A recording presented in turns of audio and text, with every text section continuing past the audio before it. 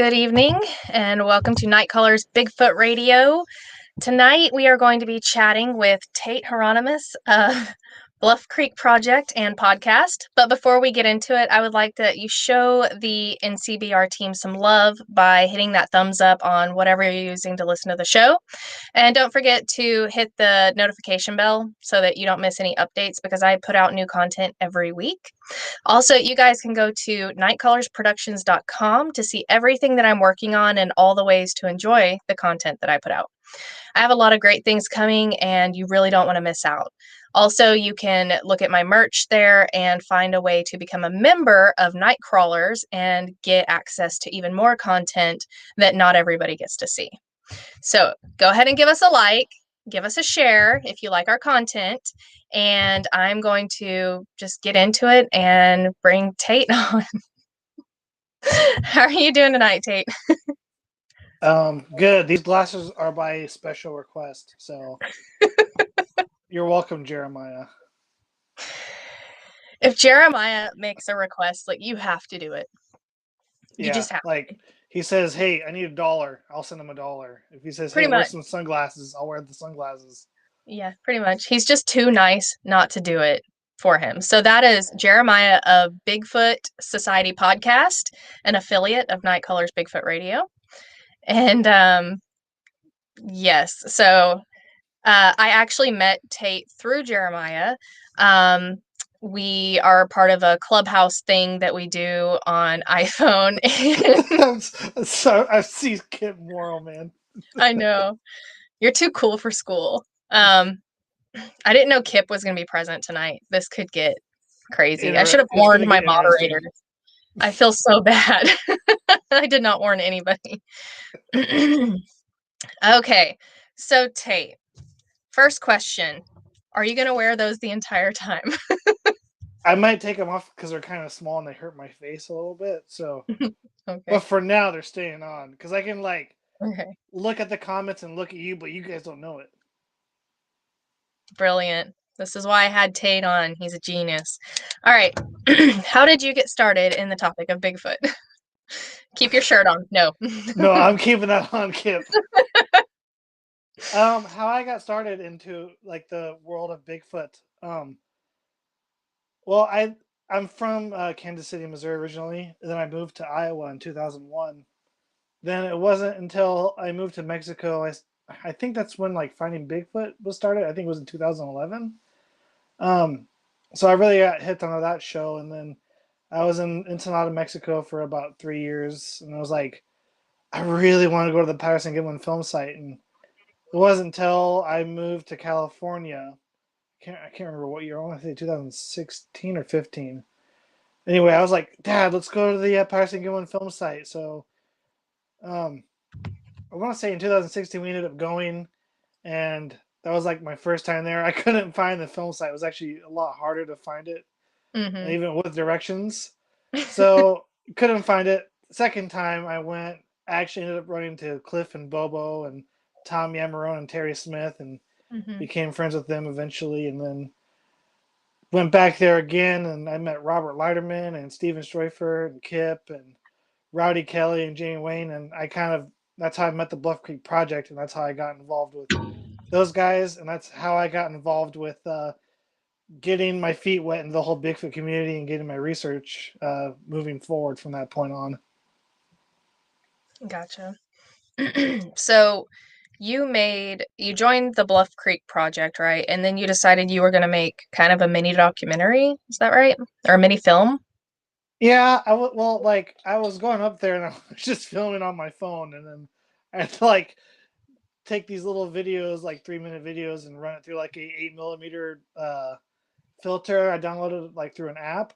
I was like, this is fun. And I was like, hey, you know what? I want to make a little short film documentary, very badly, low budget. So I did that, and that was a lot of fun. It actually took about, I want to say maybe 2 years to make. From everything, from all the trips, because I was going up there a couple times a year. I was going up there twice a year, so 4 times. That's about 2 years. October, July, October. So Yeah. yeah, about 2 years, and then everything else I had to do to fix it and get it ready, and it was a nightmare, but it was fun at the same time. Yeah. And then you got to meet Bob Gimlin, right? And interview him. Yes, thanks to the Bluff Creek Project, I messaged. So like, yeah, I found out like I was like, hey, there, I'm in a group with the Bluff Creek guys. I'm like, yeah, Bob Gimlin's gonna come up here and everything, and I'm like, dude, that's gonna be awesome. I need to get up there. Because I was just there like a few weeks before, and so it was like very last minute, and so I ended up getting gas money from a really good friend in the Bluff Creek Project, and I got up to Bluff Creek and interviewed Bob Gimlin at the film site. Just super fun. Kip, you're killing me, man. I know. Like, I just stopped looking over there because I was getting distracted. Um, Yeah, so last weekend, I had Kip on my show. So for my members, I do a private Zoom chat with another guest. So Kip Morrell was my guest last weekend. And so he and my members, like we had just this private Zoom chat and we were all hanging out and chatting. And he told us all about Tate, all Oh about him. God, I don't know if that's a good thing or a bad thing. It was really funny. He had very nice things to say about you, but he did definitely tell us the truth. Um, and, and I also tattled on you.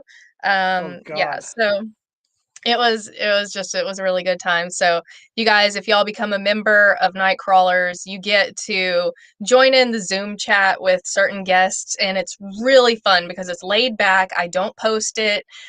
So we all just kind of chat like we're around a fire. It's really awesome. So Tate, Well, I you'll mean, never know what was said about I have a feeling I know what was said, and I'll go ahead and say it because there is no shame. You gotta have no shame in this field sometimes.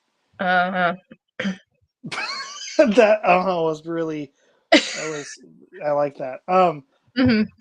There no, I think one of the times Kip might have talked about was I actually went up there and I ran out of gas. I was like, "Hey Kip, can I get some gas money or get some gas?" And he gave me some gas. Ended up having to go to town and get some gas for him. So I the way he told it like you were gonna make it. You were gonna try to make it best you could, and he was like, "No, I'll give you gas, but you take this gas can with you and fill it back up." yep, that's exactly what happened. Oh Um, my gosh. okay, so did Kip tell you about the cell site area, the surface, anything like that? I don't think so. Okay, good. I don't know if Kip saying don't admit to the surface. So yeah, that's code. Just do But it, Tate. Do okay, it. yeah, I'm gonna do it. We're human. It happens. And you're in the middle of the woods. Oh no, that surface. No. Did he tell you that?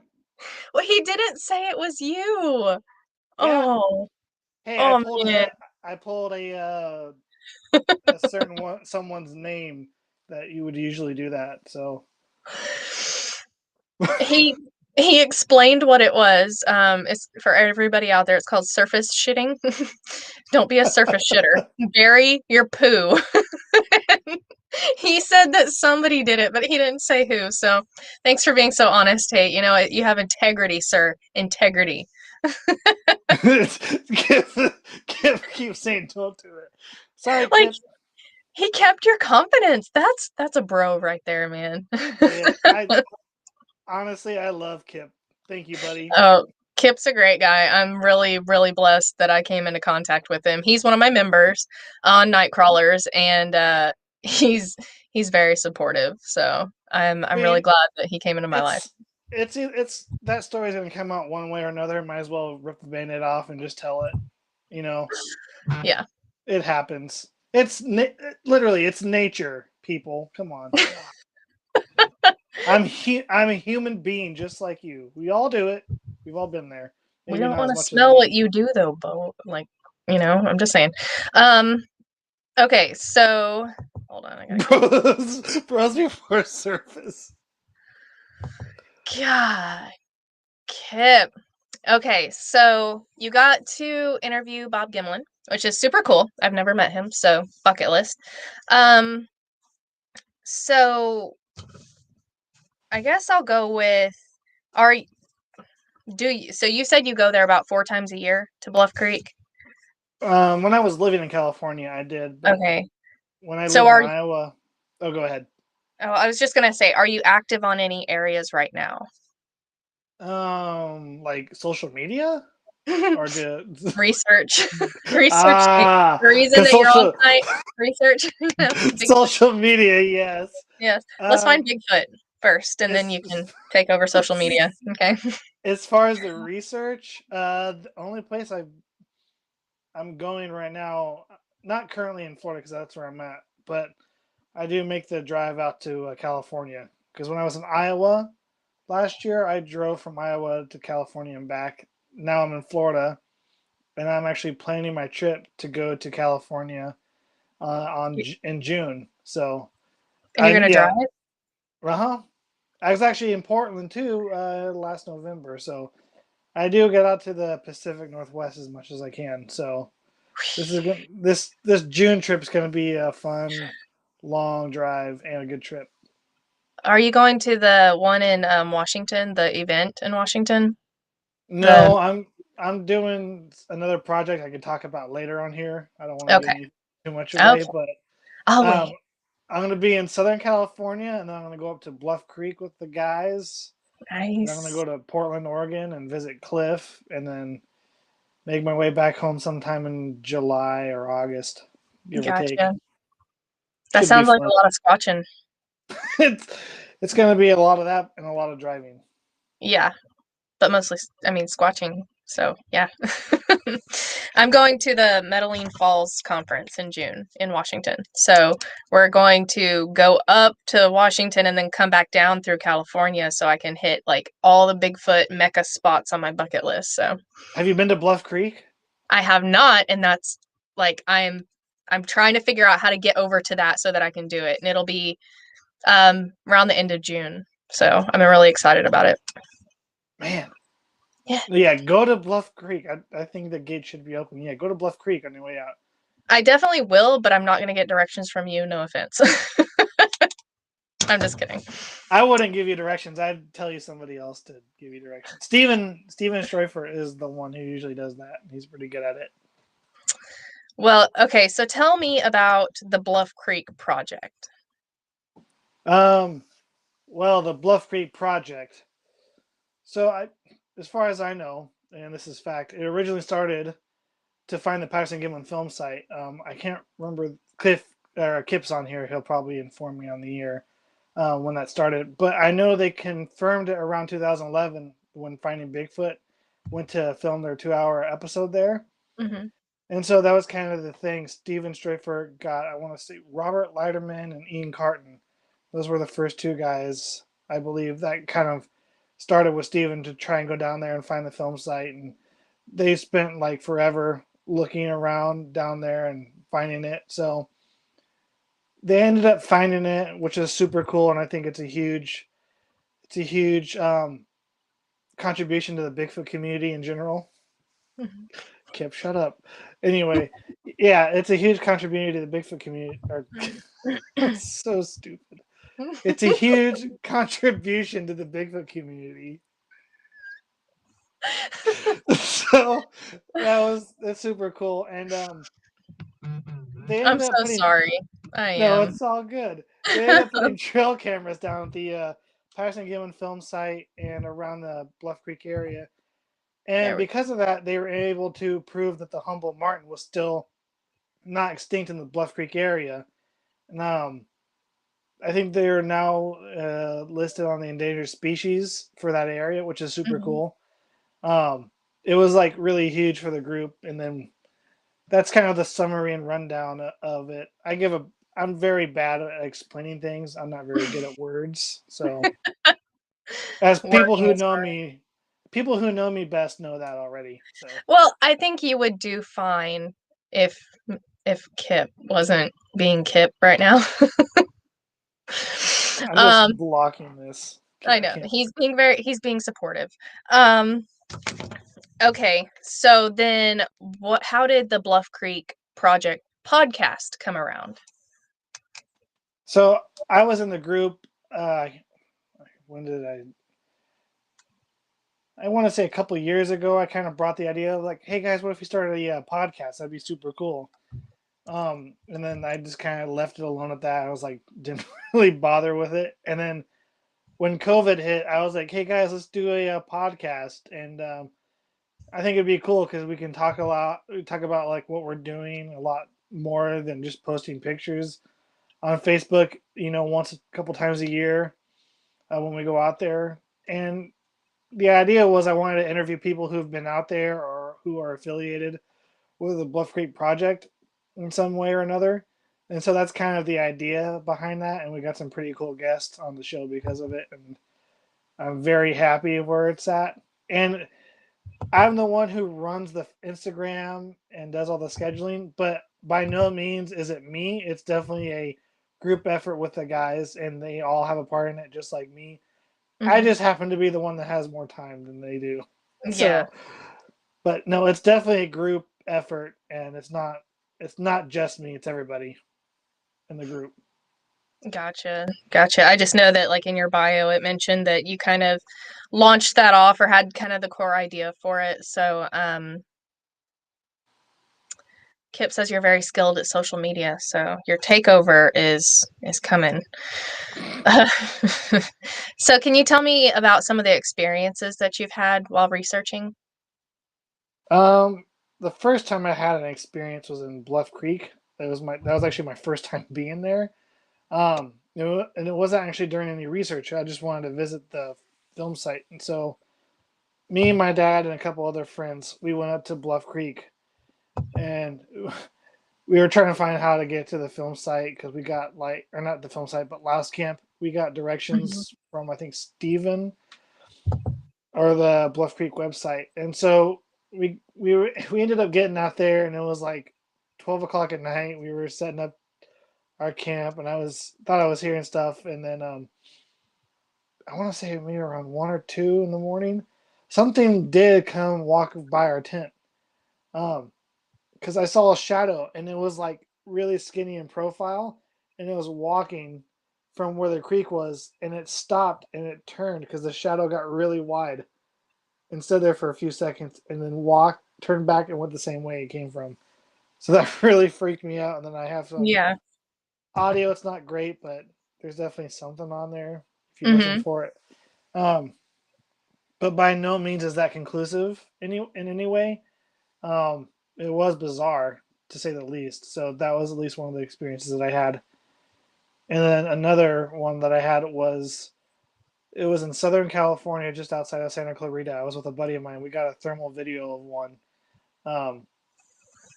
I sent it to Connor Anderson, and he's doing some editing on the video, so we'll see what happens with that. And then I'm actually going to be doing an investigation for a project that I'm doing on that thermal video in June. So those are the two experiences that I had. So the thermal video one, I'm pretty sure was a Sasquatch that I got on the thermal.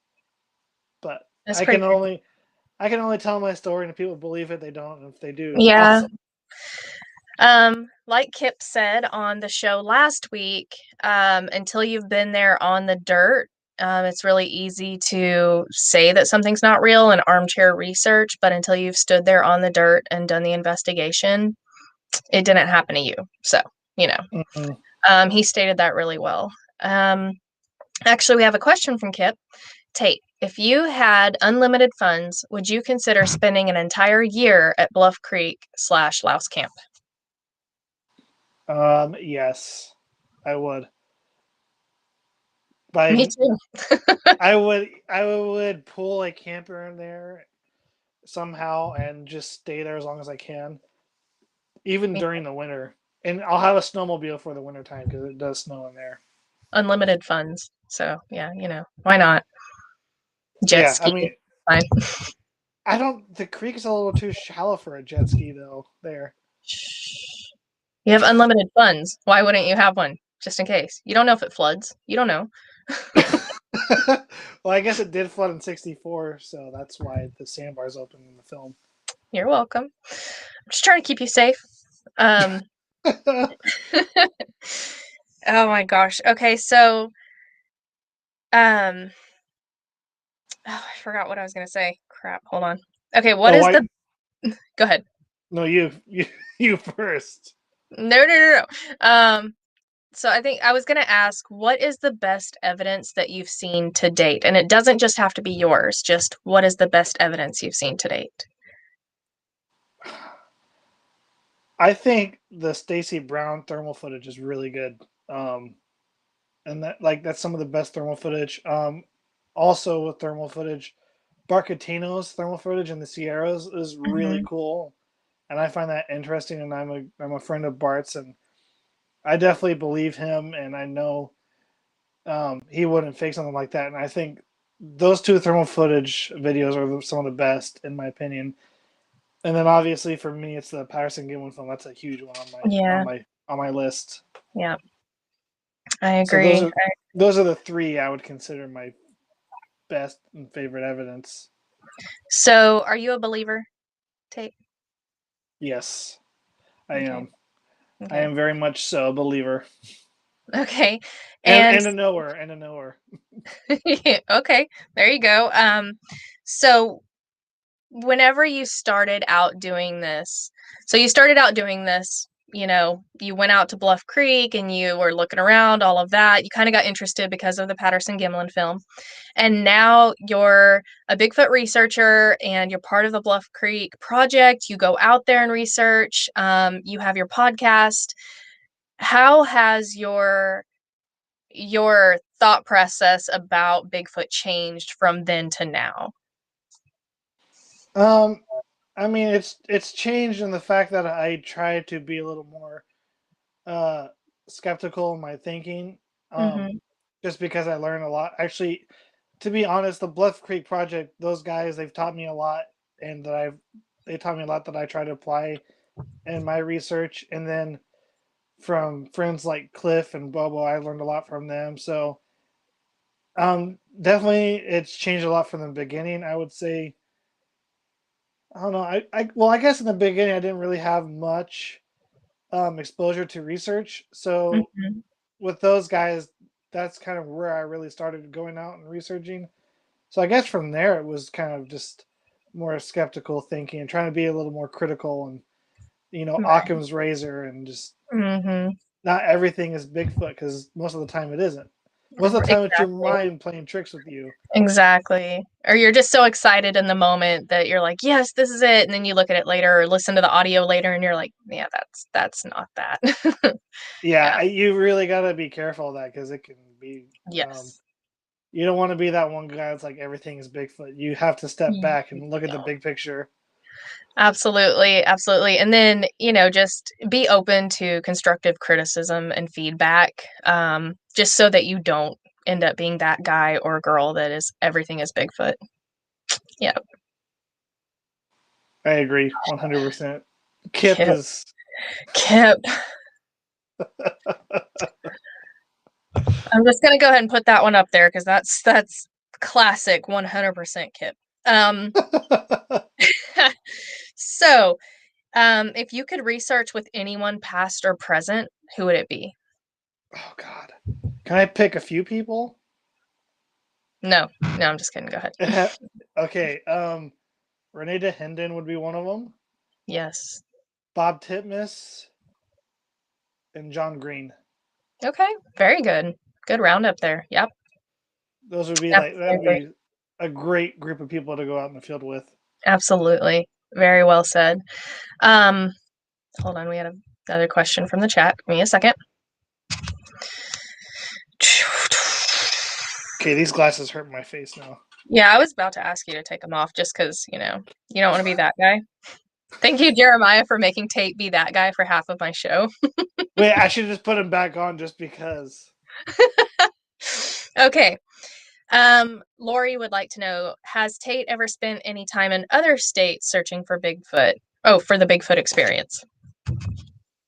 Um, some in Southern California, but mostly it was California. A little bit in Iowa when I was there this past year.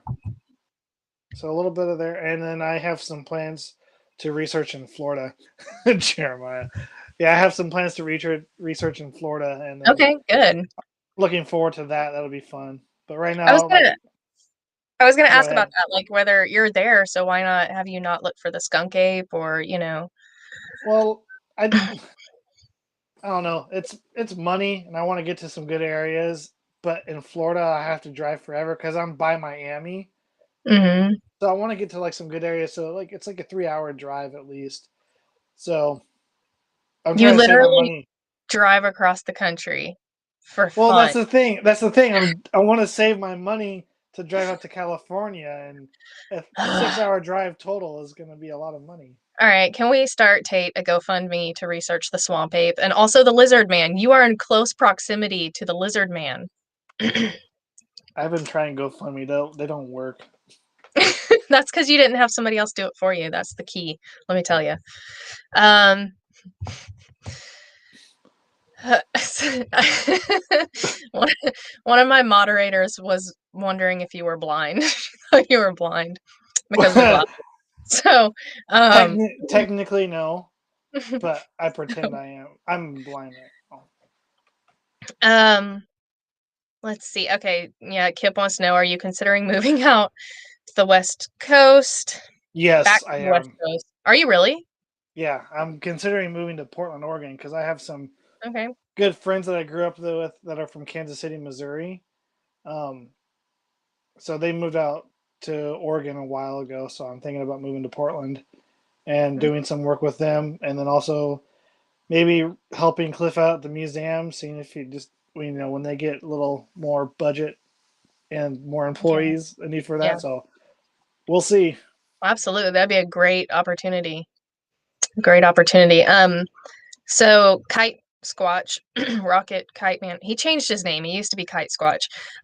He said, if you're near Miami, where in Florida are you planning to go research? I don't know if Florida well. There's a couple places. There's a place Alexander Petikoff went to that I want to go to.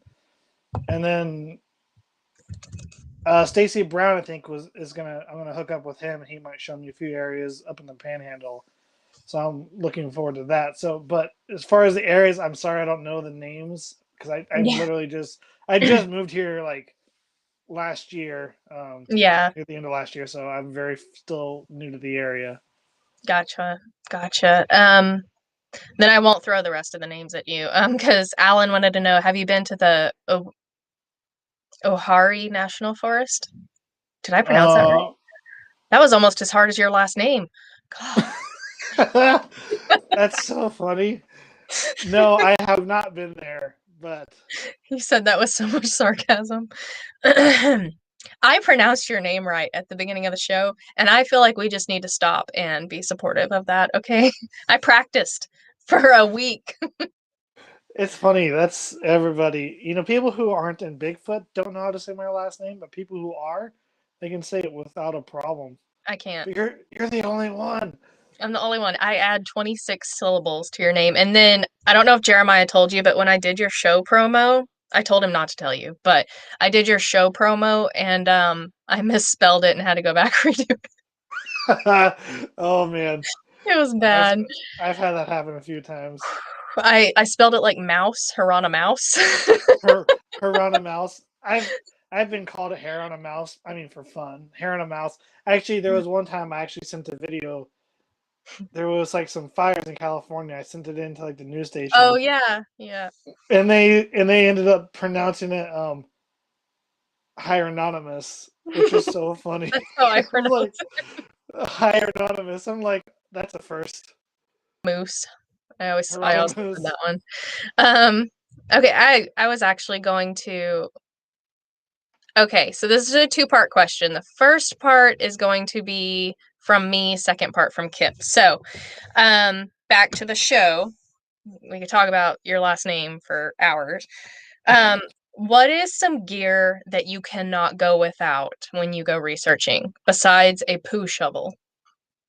That's poo shovel is on my bucket list. You still don't have one, Kip? No, I don't have one. I Oh need to my get one. God. They're cheap. But gear I can go out with. I like having a FLIR thermal scope. Those are always amazing. Um, Bear spray is another on my bucket list, or not. It's not on my bucket list. It's in my bucket, which is my bag. Gotcha.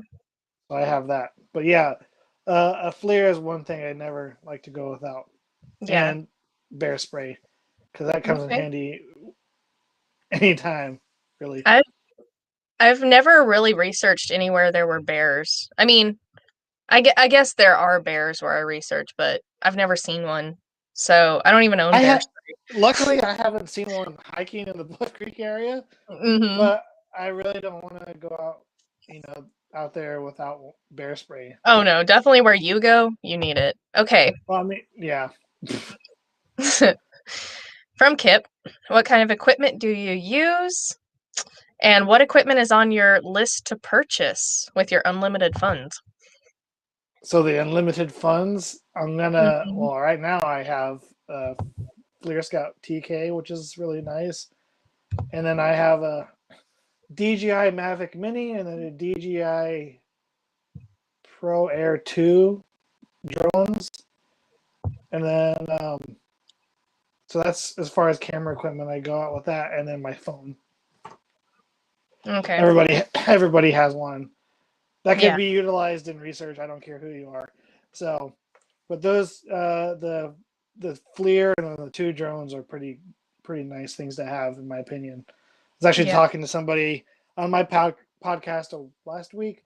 Drones are nice because you can like fly up and see little areas that weren't there. You're like, oh, that was there. I can go there and look around that. Yeah, no, that's definitely handy. Is your drone just video or is it thermal as well? It's video. I think you can buy things to put on it to make it a Get thermal. thermal. Yeah. Yeah, With your unlimited funds. your unlimited funds that you don't actually have, because apparently that's a question in the chat. Well, if I had unlimited funds, if I had unlimited funds, I'd buy a helicopter with a really good thermal camera on it, I mean, and wouldn't I'd they have a hear you? personal pilot. Oh, okay. Would that be Kip? Yes, actually, Kip is on my payroll for that. Okay, yes. Have you caught any images on a drone yet? That's from Alan Lassiter. Very good question. Not yet. I just bought my drone this year, so I really haven't gotten much time to use in the field with it. Gotcha. So I'm hoping I'll be able to use it a lot more on this coming trip. So fingers crossed. Yeah. No, definitely. You might have the I mean, in Bluff Creek, that's still going to be, even if you don't get anything, obviously, that's still going to be awesome footage. So, tell us about your upcoming projects.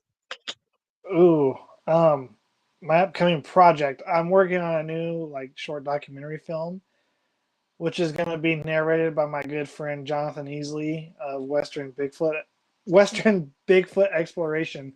Yes. Um, so he's going to narrate it. I'm going to be investigating my thermal video and putting that in the film, and then Cliff Barackman's going to be in it. Connor Anderson, hopefully Okay. Bobo, and then the guys from Bluff Creek. But Yeah. and then there's so that's my new project, and it's called I'm forgetting everything now. Uncovering the Truth of Sasquatch, which is Yeah. kind of a dumb title because how are you really going to uncover the truth of something people have been trying to uncover for years? Well, I mean, I think it's succinct. It gets to the point. It's like, this is what we're trying to do? Basically, I think the idea that I just want to get people's opinion on what they think Bigfoot is, and that's kind of what I really want to do. And then I struggle with sleep paralysis sometimes, Mm-hmm. so I really want to touch on if there's a correlation between sleep paralysis and the Sasquatch phenomenon. So, Oh, infrasound well, or not just, no, just the sleep paralysis part. So we'll see. I don't want to talk to you about sleep paralysis. I'm just gonna, But gonna make me all mad. I have to. Don't you I need to go take have a shower, Tate? Don't you need to go take what? a shower? No, I do that. That's the never Bigfoot mind. Strange. Kip has the best title for you. That's more of a good band name for a Bigfoot group. Actually, it really would be. Maybe you could do that while you're out there too in Portland. With Cliff and Connor. Yes, I think that would be great. That would be great. That'd So be awesome. I think that sounds like a pretty good little project for you to work on, and I'm excited to see what's going to come of that. How long do you think that's going to take to film? Well, the majority of the film is going to take place in June and July. Mm-hmm. So, and then I have plans to go out to the further on the East Coast to Portland, Maine, and visit Lauren Coleman's museum, and Mm-hmm. I don't know. Alex is in where is he at? New England area. Yeah. So I got to go out there. So my time frame is somewhere around the end of this year, beginning of next year, give or take, Gotcha. something like that. Okay. So we'll see.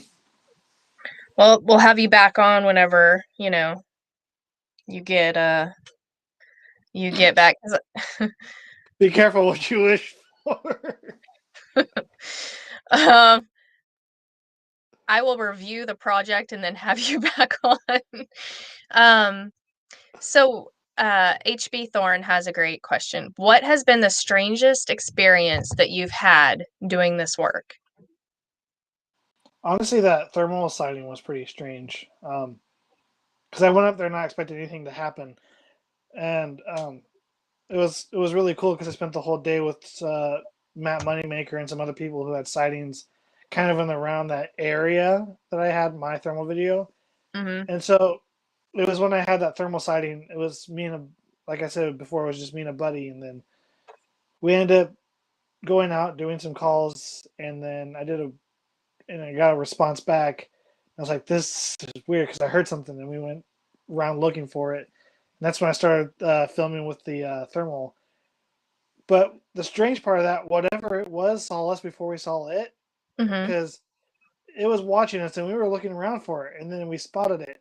That's when I started filming. So it at least saw us a good minute before we could ever see what was happening and started filming on it. So Yeah. that was pretty strange. And it was definitely an experience that I tried and chase because it's like you were really scared at the same time, but Yeah. really excited. And it Yeah. was a crazy adrenaline rush. I was like, man, I want that so bad.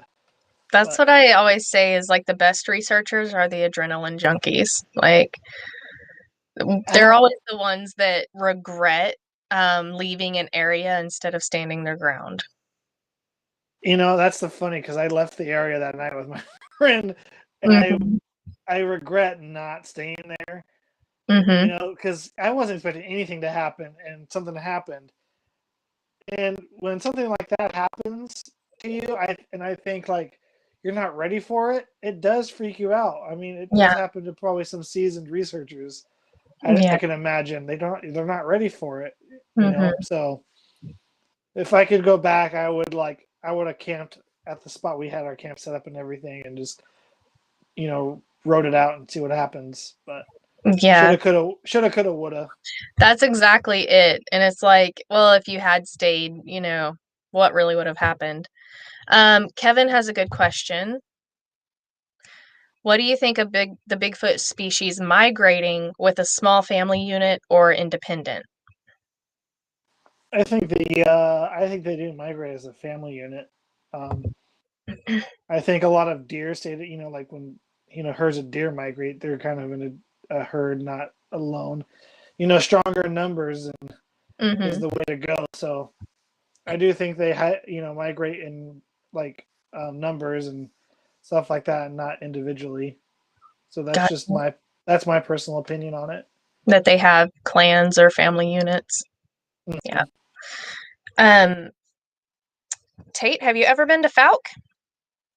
No, that's on my bucket list. I really want to go. I mean, if you're driving from Florida, you could go right through there. I'm just throwing that out there. I'll probably do that on my way back because I have a friend who's I can't remember.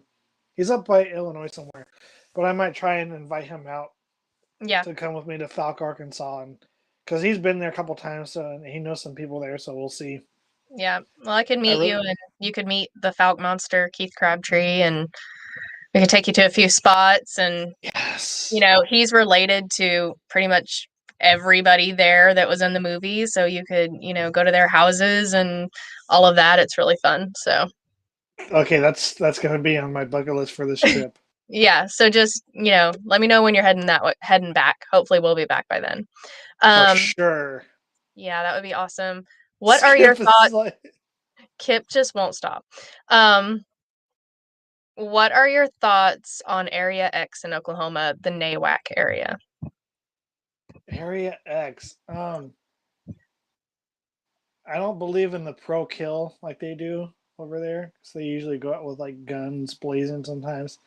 Um, but as far as their research, I think it's legit. And then Bob and Kathy Strain have Yeah. worked a lot in that area, and I know them Yes. personally. And so um, they have some really cool things that they've gotten out there. I can't remember what the podcast was, but it was the guys from Area X. They put like a little tracker or something on like a bird, like a what are those burrs called, like those natural burrs that like stick to your hair or whatever. They Like a got cockaburr?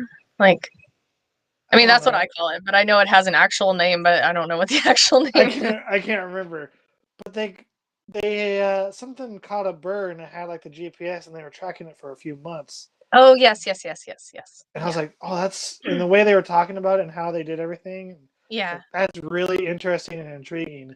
So yeah, I think the research there is it's super cool, and then they're Yeah. like really private about who they let into the area with it, which I Yeah. think is Yeah. also interesting Yep. and They important because are. They filmed that documentary there. But I mean, they kind of swore everyone to secrecy there. So they can't really say anything about it. no, Kathy Strain will find you, and she will make you pay. Um, no, I'm just kidding. I've had Bob and Kathy on my show. They are very great people. So, um, I mean, I've never been to Area X. It's also on my bucket list, and I live here, so I can't be mad at you about that. All right, hold on. Let me make sure I'm not missing any questions from the chat. Besides Kip, I skipped some of those. Kip is like he's ruling the chat right now. Oh my gosh, Kip. Literally every other one is Kip. No kidding. He is very supportive of you. That's very nice of him. Jeremiah from Bigfoot Society podcast would like to know. Hold on. Boom. Look at that. What are your top Bigfoot books that you recommend for the newer Bigfoot researchers? Oh God, I'm the worst person to ask that question to. No, I'm the worst person to ask that question. It's funny. I have books, but I don't read. It's funny when someone texts me, I have somebody else read the text for me. No. Just put the sunglasses back on, Tate. I would say, God, I'm blanking on the book. I have it up here somewhere. I'm trying to remember.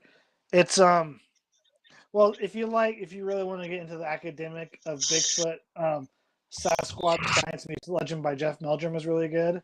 Mm-hmm. And Meet the Sasquatch, I think that's the book. It's I have that one. It's Christopher Murphy. I can't remember who else.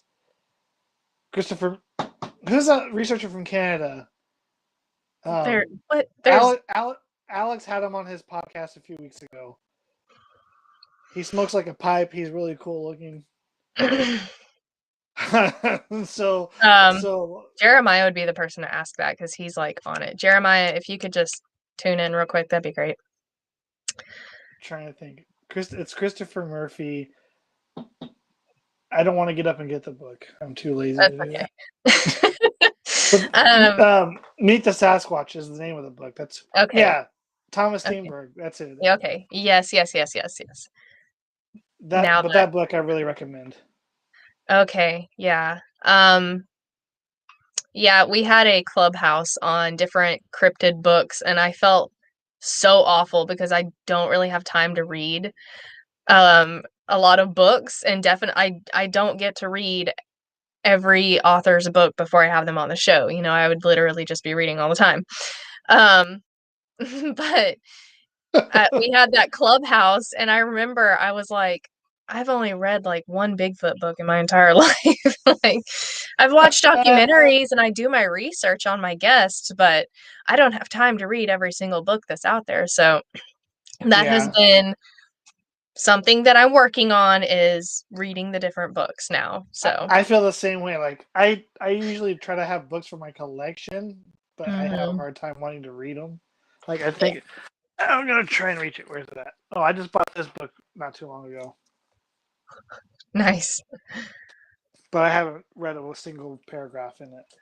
You need to buy the Audible versions. Yeah. Okay. Hold on. Miss Steenberg. Whoops. Um, Kip, I like that question. like y'all are killing me right now. What's the best podcast other than Night Callers and Bluff Creek Project podcast? Oh, okay. I'm gonna go to my. I have my podcast saved in here on my What? phone. You should know it. Okay, fine. I won't look. Bigfoot and Beyond with Cliff and Bobo is a great one. Obviously, um, You have, Bigfoot Society podcast. there you go. Sasquatch was it in the shadows? Out of the shadows. Sorry, Alex, but that one's really good. I like that one. So those are my top three favorite. Oh, and There. Astonishing Legends because they do like a whole thing on the Patterson Gimlin film, which I find very interesting and awesome. So Yeah, those are my top four. Yeah. gotcha. Gotcha. You want to try to recount that? No, I'm just kidding. Um, um, no, I think that's great. Oh, that's a good question. So it went away. What? Somebody wanted to know. Lori wants to know, Tate, do you worry about running into marijuana farms? um. Is that a Yes. Yes and no. Um. I worry about running to marijuana farms because I don't want to get killed. But I don't worry about running to marijuana farms because I don't venture off or I haven't been. Oh, okay. So places I've Okay. been, I will go to frequently. Like there's certain places in the Bluff Creek area that I go to because I've been there and I know the area. Mm-hmm. But I'm not going to venture off trail of places I don't know without somebody that knows the area better than I do. And that's just safe for not getting lost. Period. Yeah. And you don't run into marijuana farms. Yeah. So I would say That's definitely true. be safe. Be safe out there and be with somebody who knows the area and don't Yeah. go venture off alone. I wonder how many missing 411 cases are actually like marijuana farm victims up there. What was it? Murder Mountain? Yeah, Wasn't Murder that show about Mountain. that? hmm That's But that was like makes that me was further terrified. south, I believe, Oh, though. okay. Yeah. Okay. We also have like here in eastern Oklahoma, we and Arkansas, we don't have murder farms. Um we don't have marijuana farms. I'm so proud we don't have murder farms. We don't have marijuana farms, but we do have cartel operations that are like hidden. They'll just buy pieces of property and have like landing strips to fly drugs in and stuff. Oh And my god. so like when you're researching here, you have to be really careful whenever you're out researching on whatever property that you're not going to run into, because I've had friends that are researchers that have been ran out of areas by guys on four-wheelers. Like, yeah, it's crazy. Well, I It's mean, just like something you don't think about. I don't think we had murder farms since World War One. I think it was. Okay, let it go. Let it go. I had to say it. Um, that's a good question from Kip. Tate, and you can choose not to answer. That's fine. We can go back to murder farms. Um, tell us about your Bigfoot beliefs, and does it conflict with your religious belief? Um, I won't get into it, but the short answer is no, it doesn't. Okay. Okay, good. Okay. There's maybe a certain aspect to it might, but for the most part, no. Okay. Like a lot of my friends, a lot of my close friends in that I have in the same religion, mostly have been supportive of me, and they Mhm. haven't really told me I shouldn't do it and anything like that. Um, so if that tells you something, that's Yeah. no. So yeah, no, it doesn't. Okay, so they're very supportive of it. So I think, I mean, the only thing that would conflict, obviously, is that if we found out that this was a relic hominid, like it was, something like that versus some type of um, primate species, would that Well, like, conflict? I don't want to get religious, but like, because of my beliefs, um, anything like I don't deal with ghosts, paranormal. Like, I mean, paranormal is it's a broad subject in the whole Right. cryptid thing. But as far as ghosts, I don't get involved with that. I don't get involved with like witchcraft, or I don't Mm-hmm. get into the paranormal side of Bigfoot. Okay. Um, and just from my personal experiences, I believe Bigfoot is a biological animal, just like Okay. any other animal. Kind of, just that's from my personal experiences, because I hadn't had any like weird. I haven't had any of that weird stuff like mind speak or orbs, and Right. so and so I usually, with the critical thinking that I learned from the Bluff Creek Project guys, and my religious background, I I use that and I put that into my research, and Okay, that's awesome. it kind of helps. Yeah, I think that's awesome, and that's a really good answer to that question. Because I've had that question pop up more and more and more. Um, I've actually had somebody have a discussion with me. We had a discussion about how is might be a possibility that the government is not letting Bigfoot become known because it would mess with, all of the religious organizations and all of that. It would kind of, you know, um, what's the word?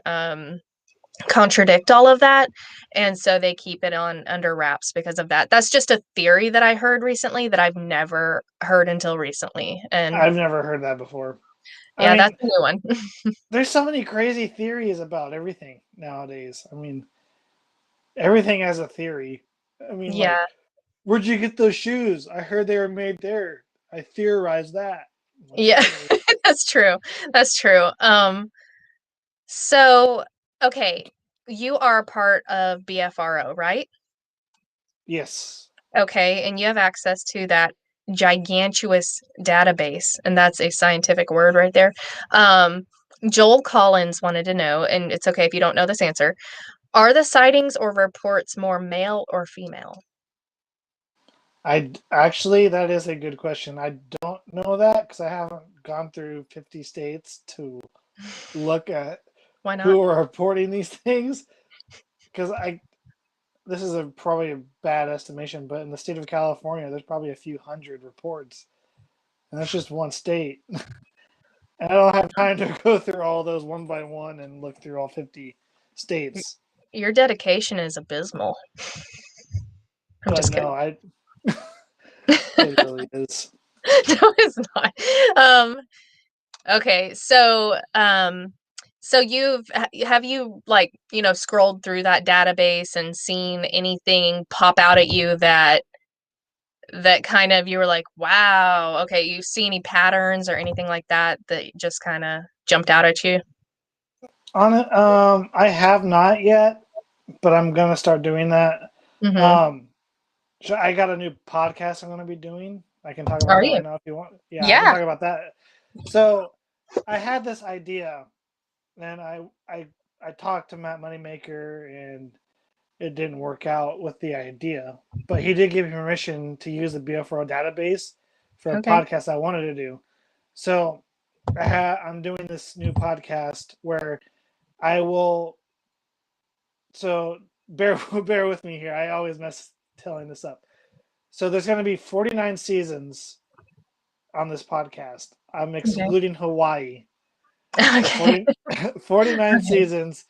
Um, and each state will be a season. So like let's say Okay. California is season 1, Mm-hmm. Washington is season 2.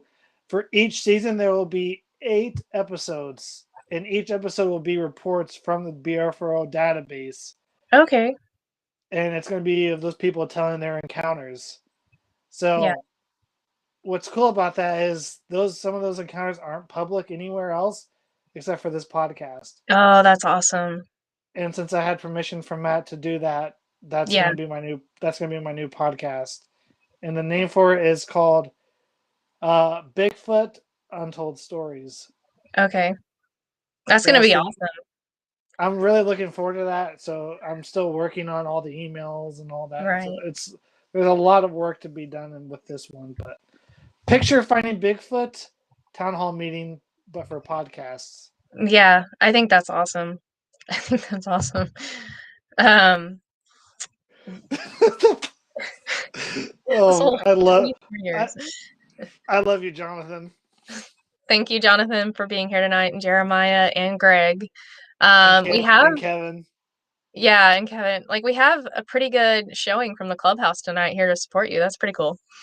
Um, do you think that Bigfoot are territorial? That comes from Alan Lassiter. Um, I do.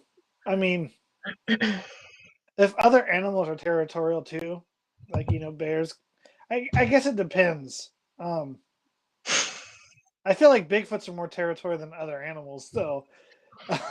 If that makes any sense. So Did you? as far as Bigfoot's concerned, yes, I do think so. But Okay.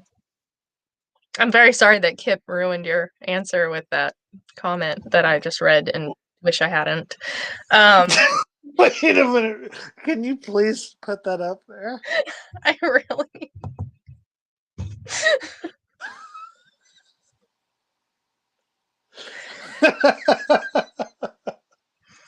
Tate, you are blessed to have been on my most unprofessional show I've done yet.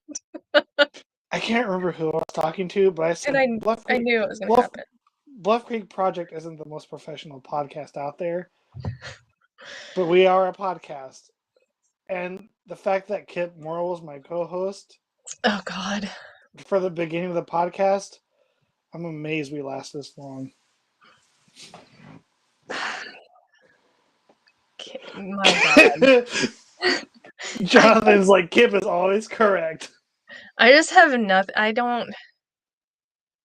I feel like I've been like trying really hard to be professional throughout this entire show and ask great questions, but with Kip, it's like it's a battle. There's a battle happening, and he says he'll stop. Do you believe him? No, I don't.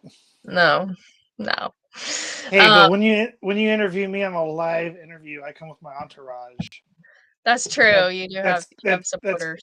Kip, Jonathan, and Kevin Morrison, and Yeah. Jeremiah Byron. Yes. Our people. So HB had a great question about the BFRO database. What state has surprised you with the most information available? And you said you hadn't gone through it yet, but I'm going to click that. Well, I kind of adopted Iowa as my birth home because I just don't like Missouri. I had bad memories there. So I like to look around. I can't talk. I like looking around on the BFR database in Iowa, and Iowa Yeah. was surprising to me, like how Really? many reports there was. Because you think, well, a lot of the states in the Midwest, like Kansas or Iowa, Right. Nebraska, there's not a lot of forested areas, Yeah. but there is surprisingly a lot more reports Mm-hmm. from those states. And I think the reason is because those reports aren't public.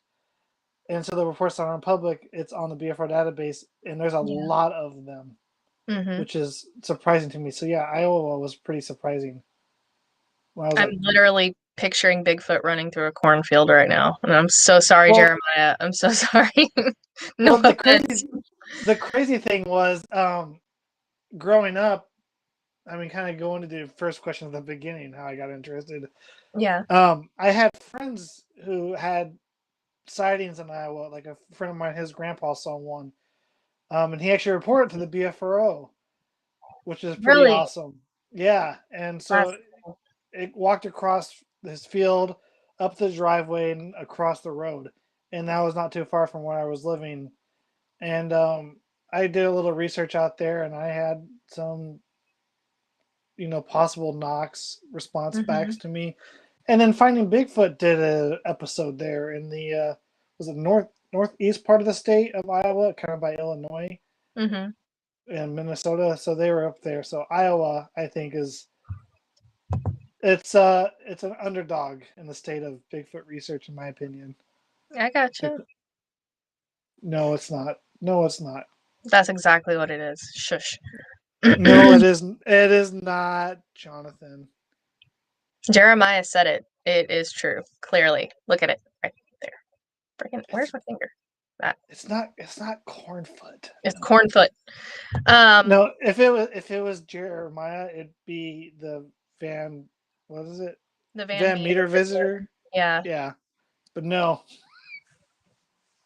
it's not that. No, No, is there a Cornman cryptid though? I don't know. probably. I mean, Corn is creepy. So I know that where I'm from in Southwest Oklahoma, if you go out there, it's like prairie grassland. And surprisingly, we have a lot of witness reports from that area, which always shocks people. They're like, where is Bigfoot going to hide here? But we have caves and ravines and mountains and all that too.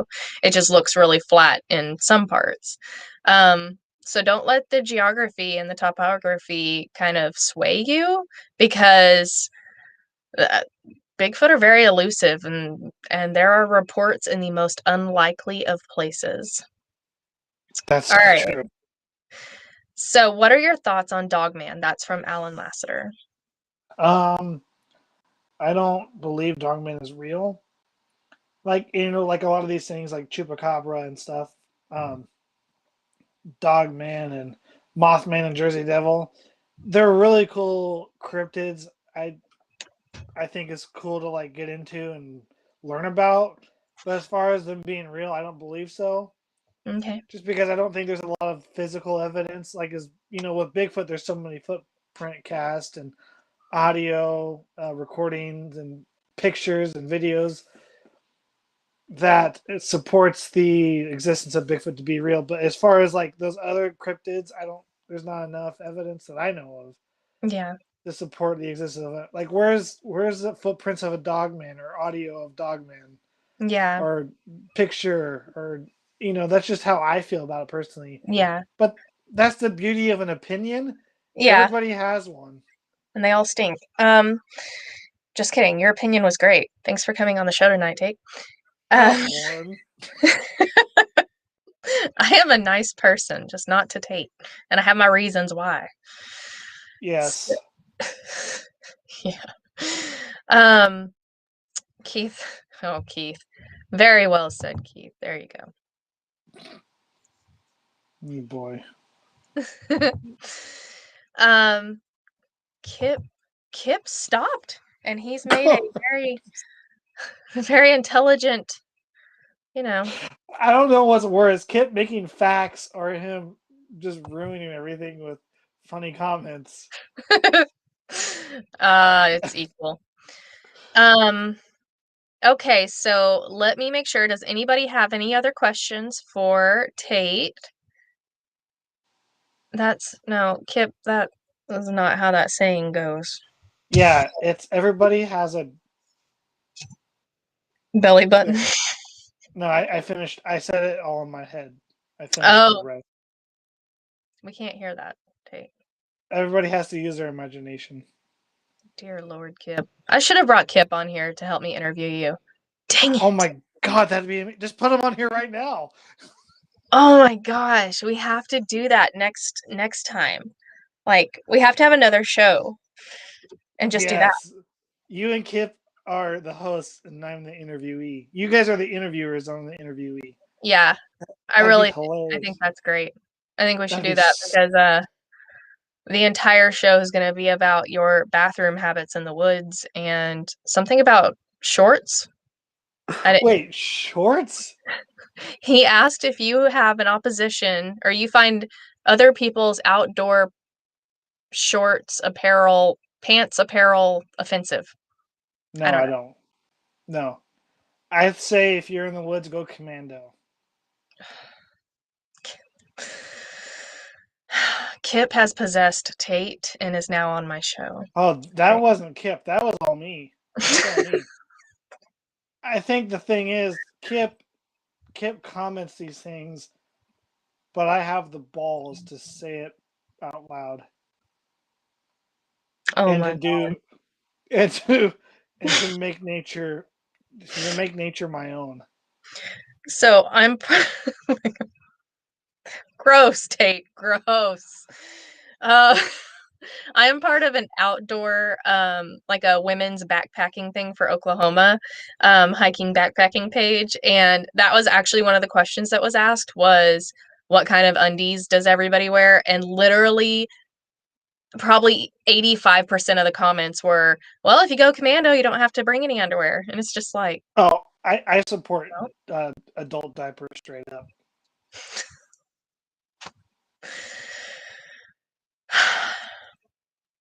segueing off of that. Um, do you wear jorts? Is that a thing you No, do? I think those are weird looking. So no, it's either pants or shorts. I don't go whatever the heck that is. I actually don't know what those are. What are those? I don't know. What are jorts? Can Thank somebody you, please say that in the Aiden. comments? No, do not tell me what jorts are. Yeah, I'm gonna have to rate this one differently, because of reasons such as Kip, Muriel, and Tate Hieronymus. Harashamanahamanus. Sure. Tate Hieronymus. Okay, last question. Tate, do you hold any opinions that the government is involved with these things and purposely, for whatever reason, hiding any evidence, such as Bigfoot bodies? Or do you think, spin-off question of mine, do you think that there's misdirection from the government? Very good question, Aiden. I honestly don't think there's anything to do with the government as far as this is concerned. Um, that's just my opinion. And misdirection, no. I leave the whole government aspect of cover-ups as far as cryptids are concerned to the UFO community because that seems to fit. It's very I judgy mean, of you. that's just an opinion. Like Kip said, opinions are like onions or belly buttons. Not onions. Why did I say onions? Oh, the reason I said onions because when he said onions, I saw onions, not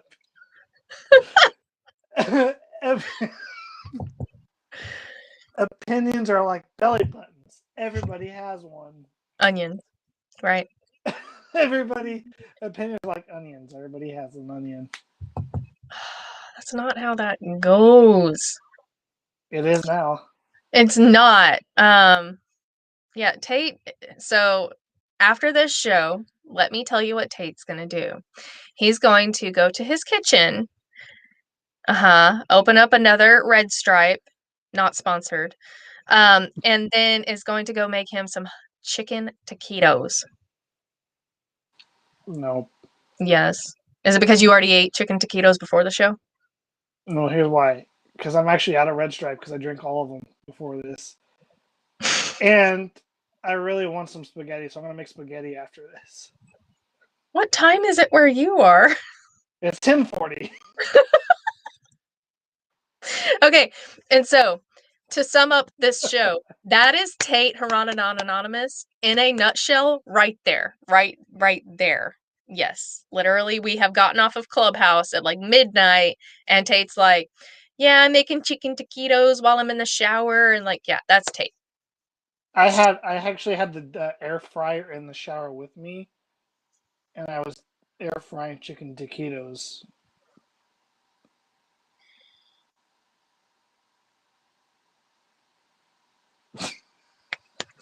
If Tate gets unlimited funds to go Bigfoot, can I be his like executor of those funds? Like, can I Because You like have you have like a you're like saying you can't buy that because that's not good. well, more Um, like, yes, you can buy that, but when you die, I get the rest of the money because I have a feeling that'll be shortly after putting kitchen appliances in the shower with you. Just saying. no, well here I put like trash bags around so I don't get shocked. Tate. Y'all, he's dead serious right now. What's funny is you guys think I'm serious, but I'm not. Yes, we think you're serious. You're you. Yeah, but that's the thing. I've been tricking you guys this whole time. I'm not serious about. No, I am actually. Yeah, you are. All right. I have one more question. Gonna end this on a serious note. I'm waiting. Oh God. Okay. Um, do you think, what are your thoughts on Bigfoot being related to aliens in some way? Um, Again, I don't think there's any connection with that. Do you believe in UFOs? No, I don't. And that has to go back with the whole religious thing. Um, God made life on one planet, and that's Earth. And for there to be life on other planets, in my personal opinion, I don't think there is. Okay. So as far as aliens go, I don't think there's any connection with aliens. I think Sasquatches are just a biological being, just like any other animal, and nothing extraterrestrial or paranormal about them. Okay. That's a good question. A good answer to the question. Sorry. That's Um, a good that's a good question to the answer that you were just that's a good asked. question, Lauren. Good job. Thank you. Thank you. I try. Um, all right. So Christy says that maybe taquitos can be the new Bigfoot snack to leave in the woods. I agree. Oh, I promise you that is the new Bigfoot snack. Have you tried? I have not, I will try this coming trip. Okay. I'm also gonna try tacos and see if that works. Who doesn't love tacos? I know. I mean, and Mexico is like California's neighbor to the south, so I think there could be a correlation there between tacos and Bigfoots. I can't argue with you because I love tacos. So, and taquitos. Tate and I They're had like both a 30-minute conversation on what kind of sauce we like with our taquitos. So, yeah. so okay. I'm gonna plug in a really cool restaurant in Des Moines, Iowa. Jeremiah actually knows this one. Nobody's from Iowa but you, Tate. No, but Jeremiah is. He's from Des Well, Moines. yeah, but you and Jeremiah, and that's it. So, Okay, well, anybody listening, they can get this salsa online on Amazon. It's okay. called Tasty Taco. Hmm. Actually, I think no. But I did bring it on this last year's trip. It's called Tasty Taco. They have really good salsa, and I order it on Amazon like all the time. And that salsa tastes amazing on taquitos. Tasty Taco in Des Moines, Iowa. You're Okay. welcome. Well, you guys can send me a jar as a present. That'd be great. I'll bring it when I come to Falk. Yes. Bring a jar with you. Make sure to put that in your suitcase, and I'll meet you in Falk and get my salsa, and I'll go home, and you can just, no, I'm just kidding. um, okay. Alan Lassiter. So Alan is actually in the area with the lizard man. Um, so he was asking, have you thought about looking for lizard man? I have not. I'm sorry. I'm so like to be deadly honest. I'm kind of busy with like because of my whole religious aspect of my life takes a big part of my life up, and then my personal life with work and making a living takes up a lot of my life. And then I really just concentrate all my energy and focus on researching Bigfoot is another part of my life. So different aspects of my life, I just kind of focus on different things and don't try to let other things bother me and bombard me. And to be deadly honest, no, I'm sorry, I don't really research other cryptids as much as I would want to, or people like think I should. If that makes Right. any sense at all. No, I get it. I get it. Thank you for being honest. I mean, that's why you're here, so I appreciate that. Okay, well, thank you so much for coming on tonight, Tate. I really appreciate your honesty. I really do. Your sense of humor, of course, and I want to thank you for all the effort that you put into your research and your podcast. Because, I mean, so we have, researching Bigfoot and Sasquatch and everything, but you kind of narrowed your sights and you're the subject matter expert for this one thing that was the kind of the jumping off point for everything that the rest of us do. So thank you for your hard work and for your integrity when you're out there. And I can't wait to see what else you guys bring to us, what you Well, bring to us. I want to say thank you, Lauren, for having me on. Thank Yeah. you to Kip for helping me co-host the podcast, and Yeah. Jonathan and Jeremiah. You guys are all awesome. Yeah, they are awesome guys. You've got a good crew here supporting you.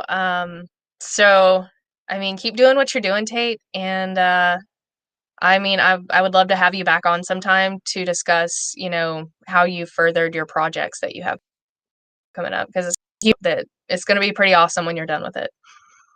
I think I think by the end of July I'll have a lot more to work with as far as the Hmm. little film project that I'm doing. So I'm really Yeah. excited about that. I'm really excited about just getting out there and being with some good friends and good people, and Yeah. just enjoying research. And that's really what it's about. And it's I'm trying to think of the saying. I'm very bad at it. It's not the destination, it's the journey. Yeah. No, Um, absolutely. so I met a lot of cool people in my journey in this whole phenomenon, and I love it, and it's fun, and Absolutely. they're really supportive. So I think everybody. Yeah, the community meeting the amazing people in the community, it kind of gives you faith that the community is not all bad. Um, if you focus on the few bad apples, then you'll miss the amazing people out there. So, Yeah, I mean, yeah, well, you can't let stuff get to you, because if it gets to you, then it's just, what's the point? I agree. I agree. Well, thank you again for coming on tonight, Tate, and we'll have you back on soon. Thank you. All right, good night, Tate. Later. All right. Thank you, everybody, for coming on tonight and supporting Tate as he shared everything with us about the project and the podcast, all of that. Please drop a comment and don't forget to like and subscribe. I wanted to give a special shout out to the affiliates of Night Callers Bigfoot Radio. So go check out their sites, give them a listen and a like because they are all awesome. First, we have Bigfoot Society podcast. That was Jeremiah in the chat tonight. And he is doing really, really great things over there. He has quite a few different segments out that focus on the science, they focus on cryptozoology. He interviews amazing guests. Not just saying that because I was one of them. He really has a great, great show over there, and it's so much fun to listen to. Go check out Bipolar Teddy Bear Network. These group of guys, they do paranormal interviews.